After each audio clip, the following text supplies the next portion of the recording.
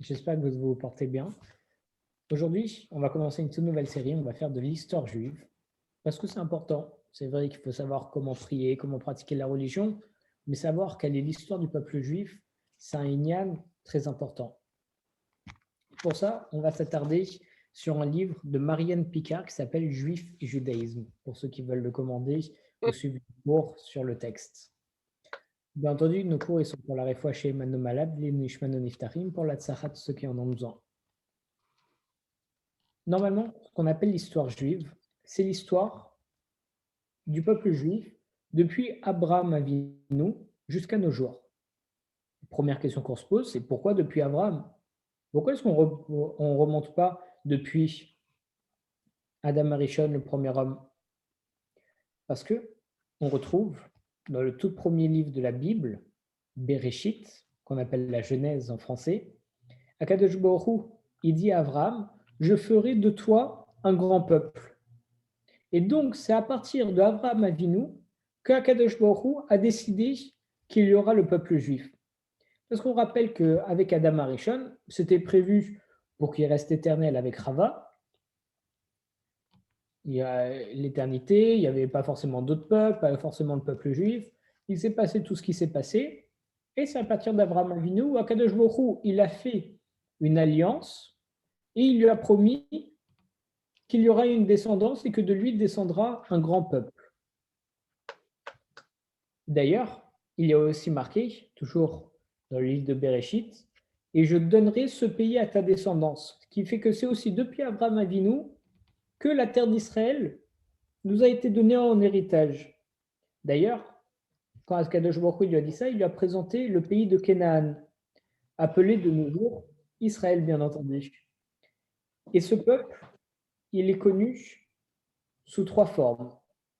Hébreu, le peuple des Hébreux, comme on dirait Yehudi, Ivri, excusez-moi en hébreu, ou bien les Israélites, les Béné Israël, ou bien les Juifs, Yehudi. Bien entendu, on n'utilise pas les mots pour rien. Il y a toute une atmosphère, toute une dimension derrière les mots. Et on se pose la question, c'est pourquoi est-ce qu'on ne dit pas juste les Juifs? Dis-moi juste les Juifs, c'est le peuple juif. Pourquoi est-ce que tu me dis hébreu, israélite, Yehudi, Ivri, juif? Et c'est une question qu'on va essayer de se poser tout au cours de nos études, parce qu'on va essayer de comprendre qu'est-ce qu'il y a derrière chaque nom. C'est comme on sait qu'Akadosh Baruch Hu, on l'appelle sous différents noms. On dit Ishtabar Shemolad, je ne sais même pas si je peux dire, Adoshem, etc. Il a plein de noms. Elohim, parce qu'en fait, il a des noms qu'on utilise pour la rigueur, il a des noms qu'on utilise lorsqu'on implore sa miséricorde, lorsqu'on part à la guerre. Donc il y a tout un inyan, il y a toute une idée derrière. Alors, on va commencer par le mot pour le peuple juif qui est Ivri, hébreu, le peuple des Hébreux. On retrouve ce mot pour la première fois dans la Bible au chapitre 14, au verset 13 de Bereshit, où il y a marqué « Quelqu'un vient et il annonça à Abraham, Ish Ivri, Abraham l'hébreu ». Et ce nom, en fait, il a été attribué à Abraham par les habitants de Canaan. Comme nous dit Rashi, le mot ivri, ça vient du mot hébreu éver, qui signifie autre côté. Parce qu'effectivement, Abraham, il avait immigré de Mésopotamie et il venait de l'autre côté du fleuve. C'est pour ça que les gens de Canaan, ils l'ont appelé éver et ça s'est transformé en ivri. Et bien entendu, l'autre côté du fleuve, c'était quel fleuve? C'était l'Euphrate. Et Abraham, c'est un homme qui vient d'ailleurs, un étranger, un immigré, donc c'est pour ça qu'on l'a appelé Éver. Et donc le mot hébreu fut donné à ses descendants et en particulier à leur langue. C'est quoi la langue parlée par les Juifs? C'est l'hébreu. Donc à la fois ça signifie le peuple, parce que c'est comme ça qu'on avait appelé Abraham au tout début, et à la fois la langue qu'on parle. Ensuite, le deuxième nom qu'on donne aux Juifs, c'est Béné Israël, les fils d'Israël, les Israélites, comme on pourrait dire. Israël, où est-ce qu'on a vu la première fois ce nom? C'est à Yaakov Avinu, qui est le petit-fils d'Abraham. Lorsqu'il s'est battu avec un ange de Dieu, alors il lui a demandé de le bénir. Il lui a dit, quel est ton nom? Il lui a dit Yaakov. Il a dit, maintenant, tu vas plus t'appeler Yaakov, tu vas t'appeler Israël, parce que tu as battu avec un ange de Dieu et tu as triomphé. De là, il a appelé Israël. On voit aussi un autre moment où des personnes ont vu leur nom changer, c'est Avram et Sarai. Les deux, ils ont eu leur nom changé en Avraham et Sarah. Et c'est quoi la différence avec leur premier nom? C'est on leur a rajouté un He. Et c'est quoi le He? C'est Akadosh Baruch Hu. Ils ont eu l'empreinte d'Akadosh Baruch Hu dans leur nom. Pour revenir à Yaakov, qui s'est fait appeler Israël après son combat avec l'ange, Rashi, il nous dit que le mot Israël, ça signifie une attitude princière, empreinte de noblesse et de droiture.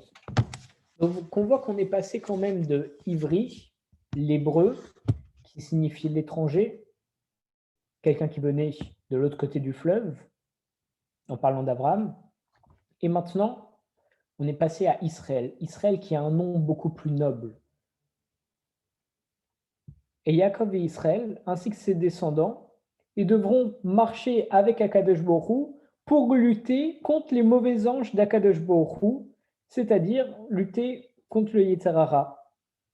Et donc, les béné Israël, les fils d'Israël comme on les appelle à présent, ce sont les descendants de Yaakov.